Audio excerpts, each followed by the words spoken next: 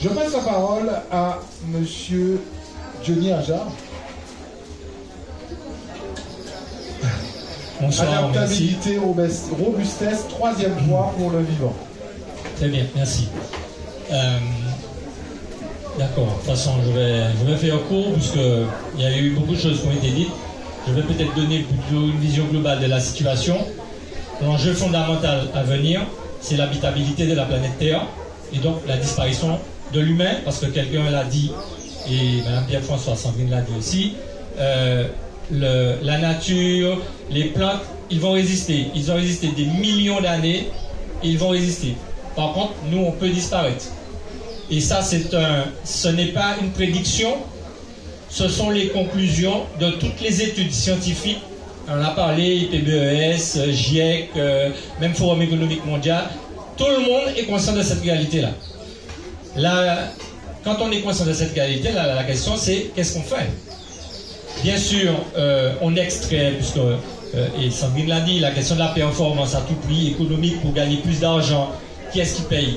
C'est le social et l'écologique. La dette, elle est sociale, elle est écologique. Une très grande majorité des gens s'appauvrissent et la nature est détruite. Pénurie chronique de ressources, effondrement de la biodiversité, pollution globale et phénomène climatique majeur. On ne parle pas que de l'augmentation de la température. Je regardais Valence, regardez ce qui s'est passé en Californie, regardez ce qui s'est passé, la pénurie de moutarde qui a eu lieu au Canada il y a 2-3 ans. C'est 50 degrés qui étaient prévus pour 2100 qui arrivaient en 2022 ou 2023. Donc, c'est pour vous montrer que tous les signaux que certains appellent faibles sont là pour nous dire attention, nous pas rien. Nous savons que nous pas rien humainement, mais nous pouvons chercher ça si nous pouvons monter et ouais Mars, alors que nous ne sommes pas capables de gérer la planète Terre nous-mêmes et puis qu'on nous. Donc, après, ça a créé des mégalomanies. Et je pense à Musk, à Trump, à tous ces gens-là qui utilisent des milliards d'euros, par exemple, même dans l'intelligence artificielle et la 5G, parce que, faut faire attention, on est très content de ce confort-là aussi, parce qu'on est entré dans un confort. On a accepté finalement cette mondialisation, ce consumérisme, puisque on a des écrans plats, on a les derniers outils high-tech qui consomment beaucoup d'énergie, et on va aboutir dans les années qui viennent, hein. Le pétrole, pour vous donner un exemple, qui est aujourd'hui un peu partout, qui représente une source énergétique majeure. On produit un baril de pétrole, on en consomme 6. Ça veut dire qu'on va entrer dans une dégradation énergétique et de matières premières, parce que même les éoliennes, soi-disant, qui produisent des énergies renouvelables, sont faites à partir de matières premières qui détruisent la nature. Donc, on est dans un schéma où, finalement, on est pompier pyromane. C'est-à-dire qu'on veut se sauver, mais en même temps, je ne dis pas nous, globalement, mais une catégorie d'humains qui ont décidé que l'argent est maître et doit décider dans un monde fini d'avoir une croissance infinie avec des indicateurs qui n'ont aucun sens, parce que dans la réalité, et c'est Olivier Hamon qui l'a dit, et Sabine en a parlé, optimiser fragilise. Dès que vous êtes dans la performance, ça veut dire que, certes, je vous prends un exemple des effets rebonds, on a voulu faire de l'efficience énergétique, eh bien, aujourd'hui on a fait des plus petits frigidaires qui dépensent moins d'énergie, sauf qu'on a créé bien d'autres matériaux en quantité qui développent et qui consomment beaucoup plus d'énergie que ce qu'on est capable de produire. Donc, on pollue beaucoup plus qu'on est capable d'absorber la pollution. On détruit beaucoup plus qu'on est capable de laisser la régénération. Et on n'utilise pas du tout un élément majeur qui est là partout autour de nous, ce sont les services écosystémiques, c'est-à-dire la nature elle-même. Et c'est vrai qu'on est rentré dans un schéma d'agriculture intensive, mais il ne faut pas vous faire d'illusions. C'est soit on change par nous-mêmes et on arrive à changer le système, et c'est vrai qu'il faut avoir une approche systémique, pas en silo, c'est-à-dire pas en morceaux. Il ne faut pas regarder l'eau, le soleil, la nature, l'économie de côté, il faut regarder l'ensemble et les interactions entre chaque élément d'un tout, parce que nous sommes dans ce tout-là, et Sandrine l'a dit, on est dans le vivant. Et on a voulu nous extraire, on a voulu contrôler la nature menacée devient menaçante. C'est-à-dire que la nature nous a montré qu'aujourd'hui, c'est elle qui décide. Et donc, on est passé d'un monde abondant, riche en ressources, stable, à un monde fluctuant. Et c'est là qu'intervient la robustesse. C'est vrai qu'on a beaucoup parlé de résilience. Mais la robustesse, c'est justement permettre de stabiliser le système malgré les fluctuations. Nous n'avons pas les moyens de contrôler la nature. Nous n'allons que subir les conséquences climatiques parce que le monde a changé. On a tellement extrait, on a tellement détruit qu'aujourd'hui, la nature va se réorganiser d'elle-même, mais en notre défaveur. Ça veut dire que comme on ne pourra pas se fixer l'objectif de reprendre la main, et comme on va rentrer le monde dès le Covid, le Covid a été un élément majeur, mais il y aura d'autres phénomènes qui vont arriver derrière.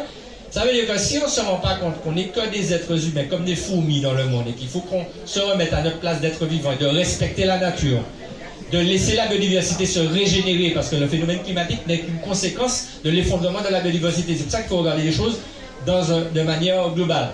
La robustesse, c'est quoi? Donc, c'est maintenir le système stable malgré les fluctuations. Dans la durée, c'est maintenir le système viable malgré les fluctuations. Alors comment? C'est vrai, il faut prendre l'exemple des plantes qui ont vécu des années. Eh bien, on vous dit que les plantes, elles sont le contraire de la performance, elles sont robustes. Elles sont inefficaces. C'est quoi l'efficacité? C'est quoi la performance? C'est la somme de l'efficacité de l'efficience. L'efficacité, c'est avoir un objectif, atteindre l'objectif. Et l'efficience, c'est avec le moins de moins possible. C'est ça la performance. Eh bien, la robustesse, c'est l'inverse. La lenteur, aujourd'hui, il faut valoriser la lenteur. La lenteur fait partie des éléments de vie. Il faut accepter des gens qui sont lents. Il faut accepter des modèles qui sont plus lents, qui produisent moins de technologie, mais qui respectent la nature, parce que c'est le seul moyen de se donner un minimum de capacité d'habiter la Terre. Pas pour nous, parce que nous n'y avons l'âge pour certains. Il y a des jeunes ici, mais même l'âge là qui est monté. Et donc, ce que je veux dire par là, c'est que je suis aussi dans la logique de la transmission, parce que qu'est-ce qu'on va laisser comme planète à nos enfants, aux enfants de nos enfants, etc. Parce que l'homme, c'est 10 000 ans, mais il peut disparaître dans les 50, 100, 150 prochaines années s'il ne prend pas conscience que soit il va subir, soit il décide de se mettre en ordre de marche pour essayer d'avoir des marges de manœuvre. Et c'est ça la robustesse. C'est avoir des marges de manœuvre pour pouvoir faire face, quel que soit le niveau de fluctuation, à une manière de vivre différente. Et quand je regarde ici, il y a ici des chercheurs. Ce que je veux dire par là, c'est qu'on n'a pas besoin d'être universitaire pour être chercheur. Je ne critique pas les universitaires. Ils sont très certainement de bons chercheurs. Mais il y a des chercheurs ici. Tous ceux qui produisent à partir de la nature je regarde le low-tech tout à l'heure, la marmite, etc. Parce que ça va devenir, aujourd'hui, dans la réalité, on n'en prend pas, on n'en mesure pas l'intérêt, mais ça va devenir essentiel dans des moments difficiles. La low-tech, l'agroécologie, la permaculture, les jardins créoles. Et nous avons des richesses majeures en Martinique, nous avons terre de biosphère. Nous avons cette capacité à pouvoir être en harmonie avec la nature. Et donc, la prise de conscience aujourd'hui se travaille à travers ce phénomène, qui est une méthode et une stratégie, la robustesse. C'est un comportement, c'est aussi une stratégie. Alors oui, bien sûr, moi je pense qu'il va s'imposer de lui-même, soit parce que la nature va obliger. C'est simple, hein, la polycrise, c'est quoi? Le pétrole, dans les 3-4 prochaines années, c'est ce que je veux dire, dans 3-4 ans, le pétrole va augmenter de 30 à 40%, voire plus, simplement parce qu'il y aura moins de pétrole, donc il y aura des ruptures de chaîne d'approvisionnement. On est dépendant de l'extérieur à 90%. On est dépendant de la France et de l'Europe. Les premiers qui vont subir ces contraintes-là, c'est la France et l'Europe. Ça veut dire que nos importations massives que nous avons aujourd'hui, si on ne s'organise pas pour faire du tout réparable chez nous, en Martinique, pour faire à la rigueur une agro-industrie, mais qui est respectueuse de la nature. Attention, on ne rejette pas non plus la technologie, mais une technologie qui respecte la nature et diversifiée. Parce que la robustesse, c'est aussi, ce n'est pas avoir une seule technique, c'est avoir plusieurs techniques. Parce que la logique de la performance fait que aujourd'hui, certaines techniques écrasent toutes les autres techniques. Je prends un exemple tout bête. L'informatique est partout aujourd'hui. Ok, c'est très bien. Sauf que demain, tu as une panne. Tu as une entreprise qui a le monopole aux États-Unis, tu as une panne mondiale, une cyberattaque quelconque, et tu n'as pas d'internet pendant 6 mois, on fait quoi? Comment? On l'a vécu avec la CTM. Ça veut dire quoi? Ça veut dire qu'on est obligé. La robustesse, c'est quoi? C'est justement, oui, on a l'informatique, mais on a du papier aussi. Parce que le papier nous permet justement d'essayer de répondre à une crise qui va peut-être arriver, parce que demain, s'il y a une panne informatique ou une cyberattaque quelconque, nous prions ça.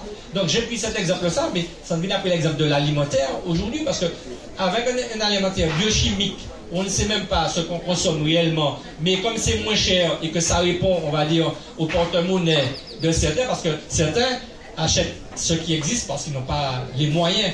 C'est pour ça que Il faut sortir de ce modèle économique qui écrase l'humain pour entrer où la porte d'entrée d'un projet aujourd'hui ne doit plus être une porte d'entrée économique. Ça doit être une porte d'entrée environnementale où, tant que la préservation et la régénération de l'environnement est garantie, on peut développer ensuite un modèle social et ensuite on va développer un modèle économique qui est lui abstrait. Parce que la réalité, c'est que nous avons tous des limites physiques et mécaniques. Je parle de la planète, mais je parle de nous aussi les humains. Donc la robustesse aujourd'hui, c'est la posture, le comportement, les moyens et la stratégie de nous aider à nous prendre en main collectivement. Et Sandrine l'a dit, c'est très important, la notion de collectif qui prime devant l'individuel. C'est-à-dire les profits individuels concentrés entre les mains de petits groupes, c'est terminé. Il faut accepter de distribuer pour que la très grande majorité puisse avoir le niveau de vie acceptable, et ça passe par la robustesse. Je ne veux pas être plus long, je suppose que mon temps est limité. S'il y a des questions, non. Tout bon.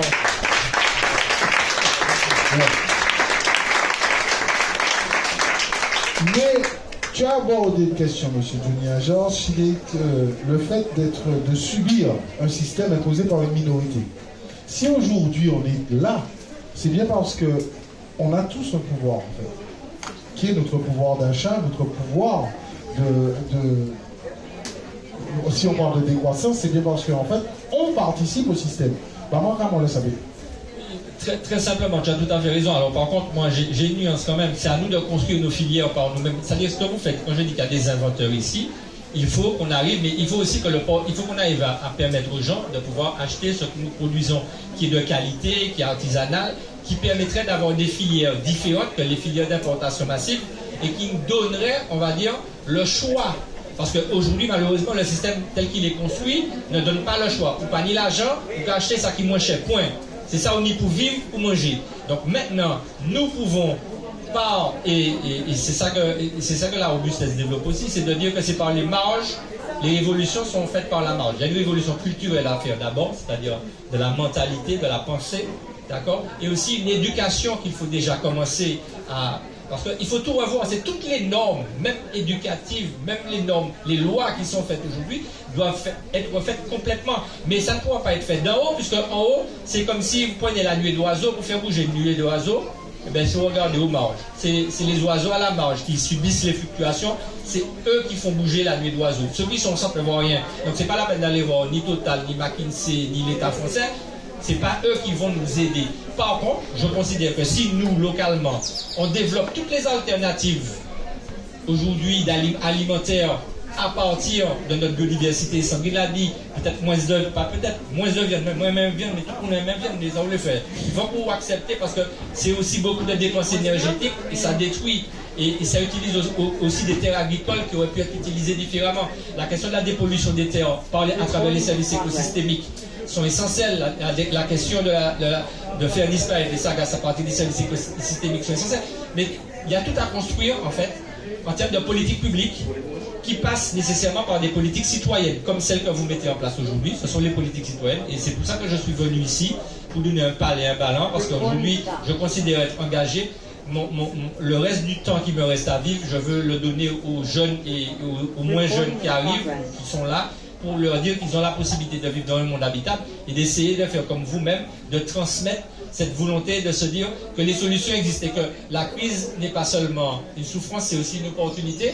Ça dépend de la capacité que nous avons à construire des projets. Donc, je le répète, filières, on nous fait filières, mais pas des filières technocentrées, capitalistiques, qui dépendent de l'argent, des filières humaines et qui respectent l'environnement et qui valorisent l'environnement. Et c'est comme ça qu'on s'en sortira, en réduisant aussi notre dépendance vis-à-vis de l'extérieur, parce qu'à force de dépendre de l'extérieur, on va finir par être écrasé.